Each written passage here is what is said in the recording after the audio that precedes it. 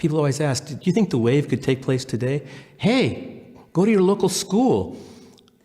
Where is democracy? We always talk about democracy. You're not experiencing it. You're not deciding what books to read or what themes to pursue or how to help one another become better citizens. You're not working on these ideas.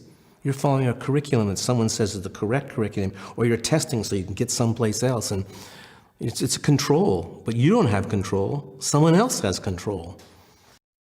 Do you have some advice, or do you have some insight that you feel that a teacher can bring to the classroom where, do we have to sacrifice community and action and discipline in order to raise students and teach students who are thinkers? That's a great question. Tonight I'm going to be speaking to educators, so it's the first time I'm actually answering that kind of question versus just talking about the wave. Right. So my wife said, because I don't consider myself to be an academician, or I've spent a lot of time thinking about that question, but I do have lived a life as a classroom teacher, being fired from public schools, but finding myself therefore in hospitals or the Recreation Center for the Handicapped for 30 years, working with physically and mentally disabled. So tonight I'm going to talk about, one thing is the learners are all different. So how do you embrace the differences to allow a child that's academically acute with language versus a child that might be talented with art or practical things? You want to have that inclusiveness and recognize that you have to teach to those different talents or provide access for that child to be successful. The other thing I was thinking of, the disciplines have to mix up. So if you're teaching history, you might well find a teacher that's teaching English and find a bond there, because the English teacher is talking about Steinbeck and you're talking about California history. And these worlds need to be together because one is literally explaining what's happening historically. And you get a bigger sense. This is often, my wife asked me to do this morning, so I did. So integrating the disciplines. Absolutely. So you find another teacher that's on the same theme, or a music teacher, and you find some common ground and let the, work together. Right. The other thing is honoring everyday heroes as a teacher, to bring into your classroom those people around you that excel in something or are blessed by something or just good at something. So the students get an idea there's many paths to life and success. So it might be an activist, or it might be a politician, or it might be a millionaire, or it might be someone that stands on the street and just waves every day as an old retired. Bring that person in, find out their stories. Have the children investigate the stories in their family, the grandparents. Where did they live? What did they do? Because that will inform you about the future. Create stories. I do a lot of storytelling, but we don't bring storytelling as an art form into the classroom. Find storytellers and allow them to be a part of your curriculum, because it's a wonderful art form. And oftentimes working with musicians and poets, change your structure of language, and it gives you a fluidity and a beauty that is so unique. The students this morning, for instance, just to hear a storyteller go, "Got birds living in my back, birds," and that's a story, but it's elevated to an art form. So bring an artist into your room. And art, if you're talking about the 30s, there's an art movement going on that's equally stunning and thundering for the future. There's Paul Klee, there's all this Picasso. Why was that suddenly breaking loose? And what did it it told us about the future. When Picasso does Guernica, he's telling us where we're going to be. Anyway, that seems obvious. I think you also create simulations as opposed to the traditional teaching style.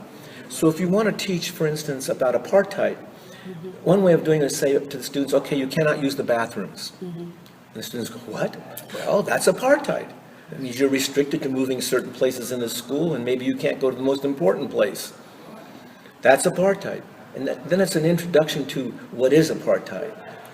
Or if you're teaching capitalism and you want to, okay, you have to bring something everyone brings to lunch, something to eat or to sell.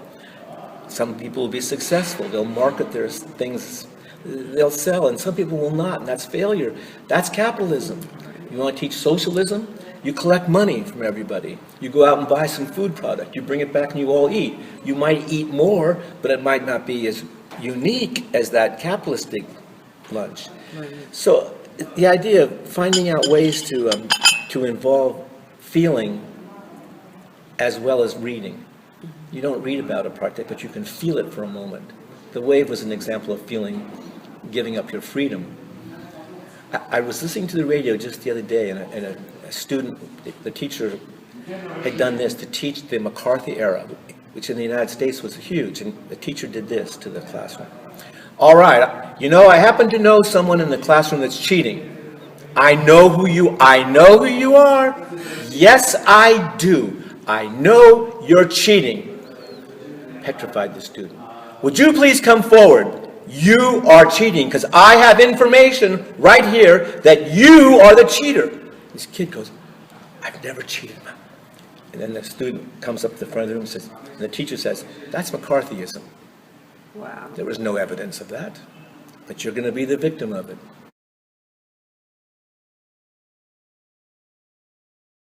I think respect comes from honesty. Respect comes because that teacher has expressed to the students their loves, their passions, their failures, their hopes, their dreams. So there's a human being there. It's not just a teacher giving an edict. Right. That's true. I think you're right. And then the about teacher that. has to seek out from the students that same openness and encourage it. So oftentimes you do that in journals. I mean, if you ask students to write a journal, for instance, but you're asking them to expose themselves to you in a very intimate way. So if you get a journal from a child and you read something that's frightening, or maybe a suicide or a depression, you have a responsibility now to engage that child and talk about those issues that are troubling to that child. But you're now plunging into a whole world of personal life. But that's what happens to a good teacher. It's part of the game. Yeah, I often thought it would be, I should have taken more psychology classes and less education classes. No, you should have taken more about who you are, the art that you love, or the things that you love, because that's what kids need. They need to be around someone that's just in love with something. That's powerful. You were asking earlier about the ingredients for that teacher, and I had a couple more notes here. I think sometimes you have to travel to find life and study it. So your students might have to go to a hospital or a prison to really, if they're studying Dead Man Walking, for instance, it's a great book. Yes. You really want to understand it, you take your students to a prison. And Mercy High School in San Francisco, where my granddaughter went, that's what they went to death row. Really? But don't you think that had an impact on these kids about who's incarcerated, why they're incarcerated, how many black men in America end up in jail, and what's how many are in solitary confinement, and how long are they in solitary confinement? So that's one way. You have to get out of the classroom. I think the other thing is to bring people into your classroom. So it's kind of like we tend to. We just need to include people, to reach out to find that prisoner to talk to us, or the crazy person, or the saint, or you just have to spend a lot of time reaching out and taking risks. I think that's an important point. Risk-taking? Risk-taking. Well, okay, if we're talking to teachers, you don't do it alone. You confide in other teachers so they know what you're doing and they can serve as commentary on you, so that you don't get caught off going someplace that's dangerous for you or your students. And that means an affinity group. That means you work hard to never be alone as a teacher. You surely convey this information to your principal and the administration so they know what's going on and they're not afraid. If something happens as a surprise to them, then they're up in arms because they think something's going on without their sensitivity. But if you involve them, you're much greater chance of having it be successful.